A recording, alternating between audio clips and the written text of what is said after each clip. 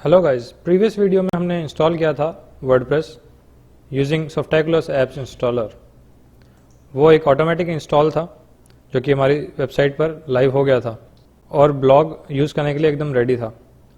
इस वीडियो में हम देखेंगे कि वर्डप्रेस को मैन्युअली कैसे इंस्टॉल किया जाए। अगर वो ऑटोमेटिक टूल आपके पास अवेलेबल नहीं हो तो वर्डप्रेस को कैसे इंस्टॉल करना है। तो चलिए अपनी होस्टिंग पर चलते हैं और सी पैनल के थ्रू इस इंस्टॉलेशन को क्लीन करते हैं और इस पर दोबारा इंस्टॉल करेंगे।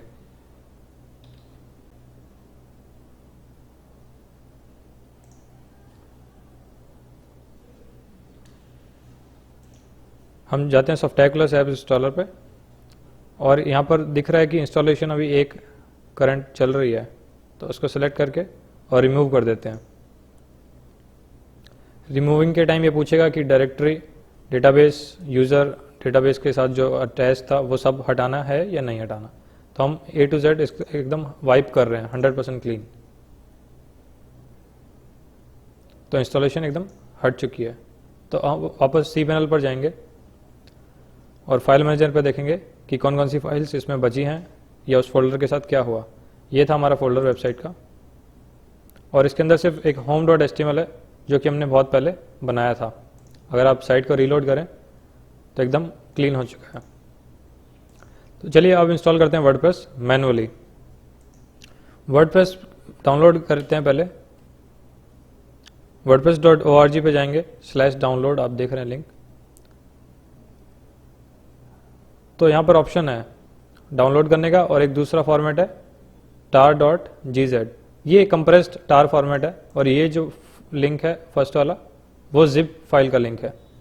तो हम डायरेक्टली जिप फाइल डाउनलोड कर लेते हैं। ये सेव हो रहा है एंड यहाँ पर इसको अपलोड कर देते हैं। ये जो हमारा डायरेक्टरी था, यहाँ पर अपलोड का ऑप्शन है, अपलोड क्लिक करेंगे, इसको ड्रैग एंड ड्रॉप करके हम अपलोड करेंगे। तो ये जिप फाइल अपलोड हो रही है एंड कंप्लीट होते ही ये प्रोग्रेस बार ग्रीन कलर का हो जाएगा।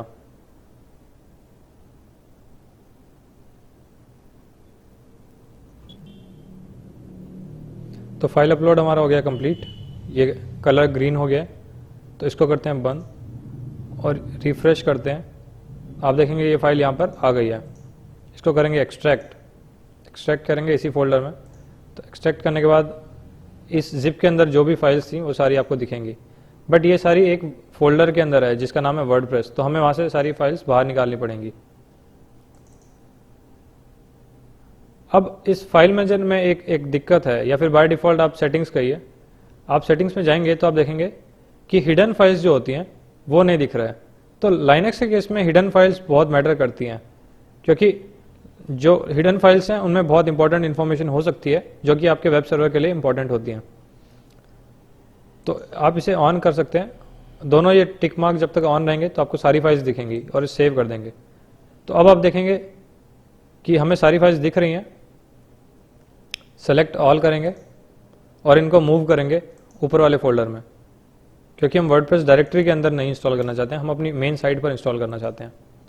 तो ये सारी मूव हो गई है और ये डायरेक्टरी एम्प्टी है।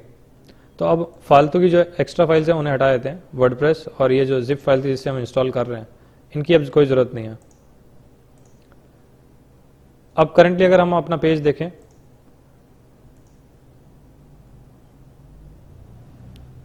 तो ये इंस्टॉलेशन सेटअप वाला पूरा प्रोसेस आ गया। तो इसके लिए सबसे पहले हमें क्या चाहिए होगा, एक डेटाबेस जिसको हम अभी ऐड करेंगे। तो हमें इंग्लिश लैंग्वेज ही रखना है। इसको कंटिन्यू करते हैं एंड नेक्स्ट स्टेप पे ये बता रहा है कि एक डेटाबेस का ज़रूरत होगा। तो हम वो डेटाबेस क्रिएट करते हैं सी पैनल से। सी पैनल के इंट्रोडक्शन वीडियो में हमने देखा था, हमने इन फीचर्स के बारे में बात करी थी, phpMyAdmin और MySQL डेटाबेस विज़ार्ड। तो अब हम उसको एक्चुअल में यूज़ करेंगे। तो इसका मैं नाम कुछ भी दे सकता हूँ। वर्डप्रेस है तो मैं WP नाम दे रहा हूँ। आप कुछ भी नाम दे सकते हैं जो भी आपको ईजी लगे या टफ लगे, सिक्योरिटी के हिसाब से, doesn't matter much. Password generator का यूज़ कर लेते हैं, कॉपी कर लेते हैं एंड ये यूज़र क्रिएट हो गया। अब इस यूज़र को सारी की सारी प्रिविलेजेस दे देते हैं इस डेटाबेस के ऊपर and that's it.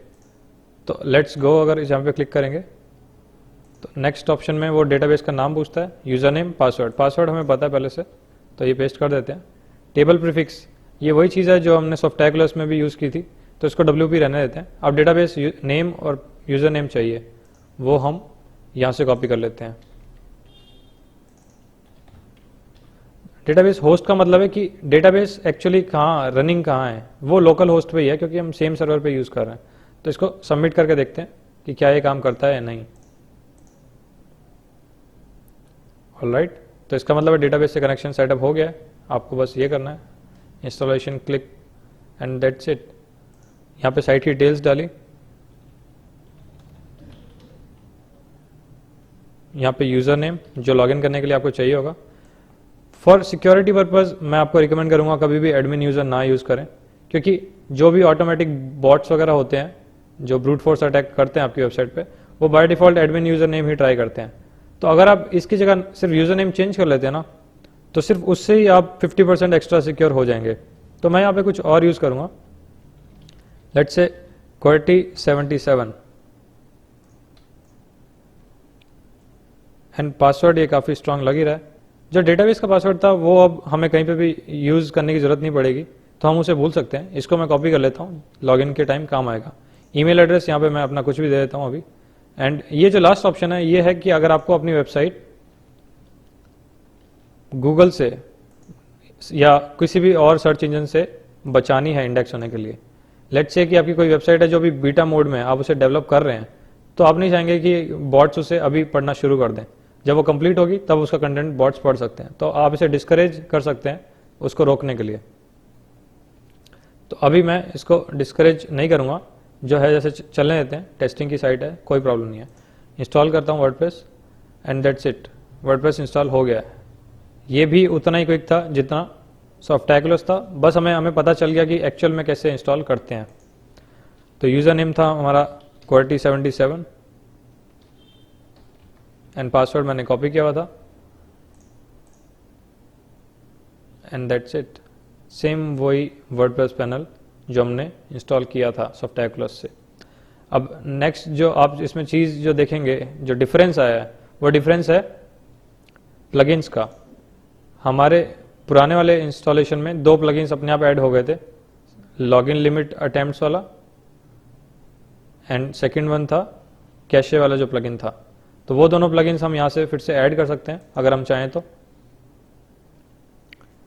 WordPress directory में सर्च करके हम ऐड कर सकते हैं। Let's add limit login attempts. कई सारे ऑप्शंस हैं सेम काम को करने के लिए, तो जिसमें जो सबसे ज़्यादा फेमस है वो ये वाला है, तो हम इसी को यूज़ कर लेते हैं। सॉफ्टैकुलस से हमने जो वर्डप्रेस डिलीट किया था उसका भी हमें ईमेल आ गया है। अब जैसा कि हमने पहले भी बात करी थी कि वर्डप्रेस पे इंस्टॉल करने से कुछ नहीं होता, उसको एक्टिवेट करना पड़ेगा। तो ये यहाँ पे एक्टिवेट का बटन है, एक्टिवेट करते ही ये प्लगइन एक्टिव हो जाएगा एंड दैट्स इट। इसी तरीके से आप और भी प्लगइन्स अपने वर्डप्रेस में इंस्टॉल कर सकते हैं। अपने फीचर्स के हिसाब से आपको प्लगइन्स गूगल करने पड़ेंगे और उनको ऐड करना पड़ेगा। अब बात करते हैं कि और थीम्स कहाँ से लाएं। वर्डप्रेस का जो डायरेक्टरी है उसमें तो सब फ्री थीम्स हैं, तो हम चेक करते हैं कि वर्डप्रेस की और थीम्स कहाँ से परचेज कर सकते हैं। आप गूगल करेंगे वर्डप्रेस पेड थीम्स, तो आपके पास बहुत सारे ऑप्शंस आ जाएंगे। इसमें से सबसे फेमस जो आपको मार्केट प्लेस मिलेगा वर्डप्रेस की थीम्स के लिए या किसी भी थीम्स के लिए, वो है एनवाटो का मार्केट प्लेस। तो envato.com पर अगर हम जाएंगे तो आपको बहुत सारे ऑप्शंस मिलेंगे। ये डिजिटल डाउनलोड्स के लिए काफ़ी रिलायबल वेबसाइट है। तो इनका एक प्रोडक्ट है थीम फॉरेस्ट। थीम फॉरेस्ट पे अगर आप जाकर वेबसाइट चेक करेंगे तो आपको दिखेंगे कि बहुत सारी थीम्स अवेलेबल हैं सारे प्लेटफॉर्म्स के लिए, चाहे वो वर्डप्रेस हो, चाहे वो मार्केटिंग के लिए कुछ हो, चाहे ई-कॉमर्स में और CMS हो जैसे मेजेंटो या फिर प्रेस्टाशॉप। ये सारे शॉप्स के लिए भी आपको टेम्पलेट्स मिल जाएंगे। तो वर्डप्रेस के आप टेम्पलेट्स अगर देखें तो आपको बहुत सारे आइटम्स मिलेंगे। आपको बस सही वाली थीम फिल्टर आउट करनी है एंड देन उसको परचेज करके यूज़ करना है। तो यहाँ पर आपको बहुत सारे ऑप्शन दिख रहे हैं कि कितने सेल्स हैं। जैसे इसके 1500 सेल्स हैं, 730 सेल्स हैं। तो जितना ज़्यादा सेल अमाउंट होगा उसका मतलब उतने ज़्यादा लोगों ने उसको खरीदा है। एंड देन जो स्टार्स हैं, रेटिंग है, इसका मतलब है कि सबसे ज़्यादा खरीदी गई थीम के अगर सबसे ज़्यादा रेटिंग्स भी हैं तो इसका मतलब वो थीम वाकई में बहुत अच्छी है। तो आप उसके डेमोज देख सकते हैं एंड देन उसको चेक कर सकते हैं कि क्या आपके काम के लिए ये सही है या फिर आपको कुछ और चाहिए था। तो हर एक थीम का यहाँ पर लाइव प्रीव्यू दिखाता है एनवाटो। तो आप इस पर अगर क्लिक करेंगे तो नई टैब में आपको एक प्रीव्यू आ जाएगा कि वो थीम इंस्टॉल होने के बाद कैसी दिखेगी। तो ये थीम फ्यूजन ने बनाया है इस थीम को। अगर आप यहाँ से रिमूव फ्रेम करेंगे तो आप थीम फ्यूजन के डेमो पर चले जाएंगे। अगर आप इसको भी हटा देंगे ऊपर से तो ये होगी एक्चुअल थीम जो आपको इंस्टॉलेशन के बाद दिखेगी। यहाँ पर कुछ ऑप्शंस है आपके पास इनको चेंज करने के कि लुक वाइज क्या क्या चेंजेस आपको चाहिए। तो अगर मैं ये करूँ कि इसको बॉक्स में दिखाना है तो ये लेआउट अब बॉक्स में हो गया है। ऐसे करके मल्टीपल कस्टमाइजेशन ऑप्शंस है और क्या क्या आप डेमोज इससे बना सकते हैं। ये सारे डेमोज इसमें दिए गए हैं, आपको जो अपनी वेबसाइट पे सही लगे आप वो यूज़ कर सकते हैं। तो ये क्विकली आपको एक वेबसाइट रेडी करने के लिए ये सब टूल्स हैं जो आपके लिए बहुत फ़ायदेमंद हैं। आप ज़रूरत के हिसाब से और डेमो चेक करने के बाद आप उनको यूज़ कर सकते हैं। तो ये था हमारा वर्डप्रेस का सेशन। अब आपने सीख लिया कि वर्डप्रेस को कैसे इंस्टॉल करें, मैनुअली भी और ऑटोमेटिकली भी।